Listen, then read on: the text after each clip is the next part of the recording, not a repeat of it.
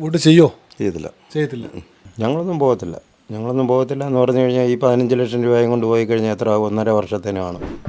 എല്ലാ പൊതു തെരഞ്ഞെടുപ്പുകളും ബഹിഷ്കരിക്കുവാൻ തീരുമാനിച്ചിരിക്കുന്നുവെന്ന് ജനകീയ കർഷക സംരക്ഷണ സമിതി. എന്താണ് സംഭവം നോക്കി നോക്കാം, നമുക്ക് ആൾക്കാരോടൊന്ന് സംസാരിക്കാം. വനം വന്യജീവിയുടെ കാര്യം പറഞ്ഞു പറ്റുന്ന പറഞ്ഞാൽ അവിടെ ഈ ഭൂമി അപ്പൂപ്പൻ തൊട്ടി ഒരു 4 പേർക്ക് അങ്ങോട്ട് കൊടുത്തിട്ടുണ്ട്. 7 ലക്ഷം രൂപ വെച്ച് കൊടുത്തിട്ടുണ്ട്. ബാക്കി ഇറങ്ങിപ്പോയി പോകുമ്പം കൊടുക്കുമെന്ന് പറയുന്നു.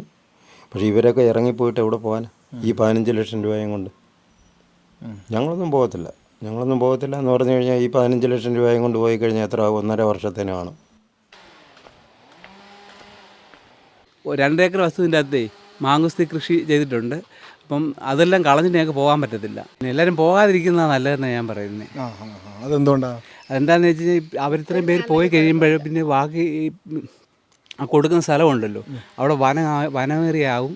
പിന്നെ ഞങ്ങൾക്ക് ഇപ്പം തന്നെ മൃഗത്തിൻ്റെ ശല്യം, ആനയുടെയും എല്ലാം ശല്യമാണ്.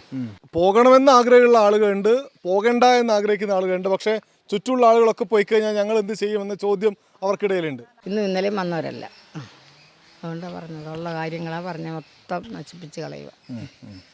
പുളി അന്നേരമെല്ലാം അത് മരപ്പെട്ടി തിന്നുക, ഒന്നുമില്ല, കിട്ടത്തില്ല. നിറച്ച് പുളി 2 മണി കഴിയുമ്പോൾ ഇല്ല. ഈ മേഖലയിലെ ജനങ്ങൾ നേരിടുന്ന പ്രധാനപ്പെട്ട പ്രശ്നം ഇത് തന്നെയാണ്. ആന, കാട്ടുപന്നി, മറ്റ് മൃഗങ്ങളൊക്കെ വന്ന് ഇവരുടെ കൃഷിയൊക്കെ നശിപ്പിച്ച് കളയുന്നു. ഞാൻ വോട്ട് ചെയ്യാത്ത കൂട്ടത്തില്ല. വോട്ട് ചെയ്യോ? ചെയ്യത്തില്ല. ഈ കാരണം കൊണ്ടാണ്. കൊടുത്തിട്ട് പോകണമെന്നുള്ള മനസ്സില്ല, എങ്ങനെ ജീവിക്കും? അങ്ങനെ മനസ്സ് വലിയ മനസ്സൊന്നും ഇല്ല. അപ്പോൾ 10 സെൻറ്റ് ഉള്ളവർക്കും 15 ഏക്കർ ഉള്ളവർക്കും 15.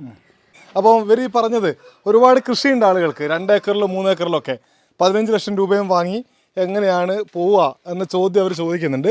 ഇപ്പോൾ ചില ആളുകൾക്ക് പോകാൻ താല്പര്യമുണ്ട്, പക്ഷേ മഹാഭൂരിപക്ഷത്തിനും പുറത്തു പോകാൻ താല്പര്യമില്ല. അതുകൊണ്ട് തന്നെയാണ് ഈ തെരഞ്ഞെടുപ്പിൽ അരുവാപ്പുലത്തെ 3-4 വാർഡുകളിൽ ഇത് സജീവ ചർച്ചയാവുകയും ചെയ്യുന്നത്. വോട്ടർ സൈക്കിൾ ഡയറി യാത്ര തുടരുന്നു.